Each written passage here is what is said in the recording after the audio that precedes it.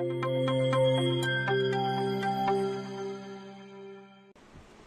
afternoon everyone, myself Priyanka, Assistant Professor in Nursing Department of RPMS. Today we will discuss about the herniated disc. As in our previous topic we discussed about what is disc, what is herniated disc and where it cause and the symptoms of herniated disc, in which we discuss about the pain, lower back pain, shoulder pain and pain during coughing and sneezing. So next is numbness and tingling.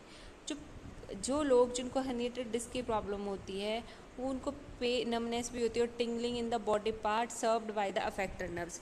ये जो tingling होती है body part में कहीं पे भी हो सकती है और ये डिपेंड करता है कि कौन सी नर्व अफेक्ट है हर्निएटेड डिस्क के टाइम पे। उसके बाद आता है कॉजेज़। तो कॉजेज़ क्या है? हर्निएटेड डिस्क का मेनली कॉज होता है age related wear and tear called disc degeneration. जैसा कि आपको पता है कि मैंने बोला कि जो डिस्क है, डिस्क का अंदर वाला पोर्शन जो न्यूक्लियस है और बाहर वाला एनुलस होता है, तो जो न्यूक्लियस है वो धीरे धीरे वाटर कंटेंट से बना होता है, वो सूखना शुरू हो जाता है, जिसकी वजह से वो उसकी फ्लैक्सिबिलिटी लेस हो जाती है और जो एनुलस होता है वो ज़्यादा फ्रेजाइल हो जाता है, जिसकी वजह से टीयरिंग एंड रप्चरिंग में ज़्यादा प्रॉब्लम आती है। ठीक है, उसके बाद आता है हमारा most people can't pin point the cause of herniated disc. Sometime usually the back muscles and instead the legs and thigh muscles to lift heavy object can lead to herniated disc. Rarely a traumatic event such as fall or blow to the back, उसकी वजह से भी herniated disc हो जाती है जब कोई blow हो या किसी वजह से ट्रॉमा। उसके बाद आते हैं रिस्क फैक्टर्स। तो सबसे पहले आता है हमारा वेट। अगर किसी का बहुत ज़्यादा वेट है, ठीक है, जो मेनली स्ट्रेस कर रहा है, बैक पे असर डाल रहा है, ठीक है, तो उसकी वजह से भी हर्निएटेड डिस्क होती है। उसके बाद आता है हमारा ऑक्यूपेशन।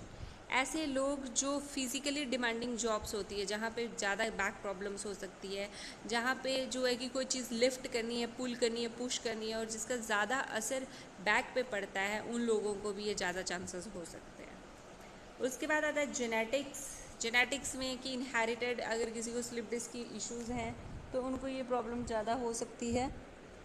उसके बाद आता है स्मोकिंग में निकोटीन होता है जो कि एक वैसो कंस्ट्रिक्टर है, ठीक है, तो ऑक्सीजन की सप्लाई को वो रोकता है। फ्रीक्वेंट ड्राइविंग, लॉन्ग पीरियड तक ड्राइव करना, तो जो मोटर व्हीकल होते हैं उनकी वाइब्रेशन भी प्रेशर डालती हैं स्पाइंस पे। बीइंग सीडेंट्री, अगर सीडेंट्री लाइफस्टाइल है, जो एक्सरसाइज वगैरह नहीं करते लोग, तो उन लोगों में भी हर्निएटेड डिस्क की प्रॉब्लम होती है। उसके बाद आता है हमारा कॉम्प्लिकेशंस क्या क्या हो सकती हैं हर्निएटेड डिस्क की? जब लॉन्ग नर्व रूट्स होती हैं, ठीक है, एक जगह है जहाँ पे स्पाइनल कैनाल में सारे नर्व्स की रूट्स हैं जिनको हम काउडा एक्वेना बोलते हैं। तो माना कि वहाँ पे स्लिप डिस्क हो जाता है तो वो जो रूट्स का एक एज है जहाँ पे सारी नर्व्स मिलती हैं वो प्रेस हो जाता है, जिसकी वजह से सिम्टम बहुत वर्स हो सकते हैं। जो भी पर्सन है उसको पेन हो सकती है, नमनेस हो सकती है, वीकनेस होगी और ब्लैडर बाउल्स जो भी ये डिसफंक्शन उसको ज़्यादा हो सकते हैं। So this is all about the complications.